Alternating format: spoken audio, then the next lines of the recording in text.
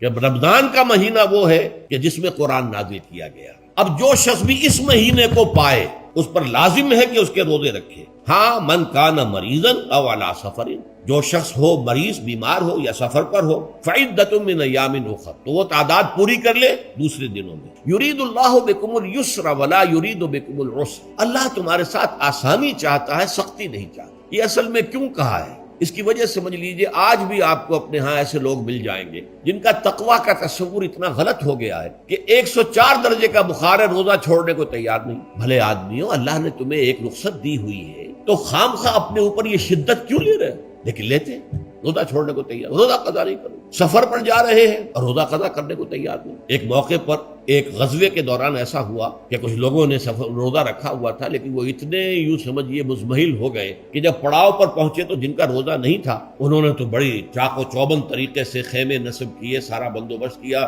اور یہ جا کر بے سدھ ہو کر بے ہوش ہو کر گر پڑے۔ تو حضور نے فرمایا ان کو دیکھ کر، لیس من البر الصیام فی السفر، سفر میں روزہ رکھنا یہ کوئی نیکی کا کام نہیں ہے، یہ نیکی کا غلط تصور ہے کہ جو تم نے اپنے اختیار کر لیا۔ یہ تمہارے اندر تشدد پسندی پیدا ہو رہی ہے۔ دین کے احکام میں جو مقصد ہے وہ کیا ہے؟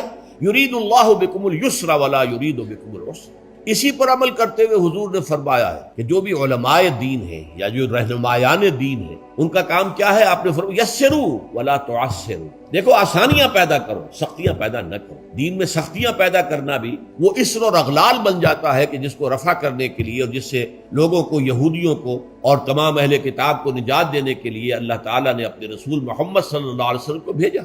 وَيَضَعُ عَنْهُمْ إِصْرَهُمْ وَالْأَغْلَالَ الَّتِي كَانَتْ عَلَيْهِمْ، کہ جہاں وہ نیکی کا حکم دیتے ہیں، بدی سے روکتے ہیں، پاکیزہ چیزوں کو حلال ٹھہراتے ہیں اور خبیث چیزوں کو، ناپاک چیزوں کو حرام قرار دیتے ہیں، وہیں وہ لوگوں کے اوپر سے وہ بوجھ بھی ختم کرتے ہیں کہ جو انہوں نے خام خواہ اپنے اوپر لاد لیے۔ تو ان میں سے یہ بھی ہے کہ یہ نیکی کا کام نہیں ہے کہ آپ سفر میں ہیں اور روزہ رکھیں۔ یرید اللہ بکم اليسر ولا یرید بکم العسر۔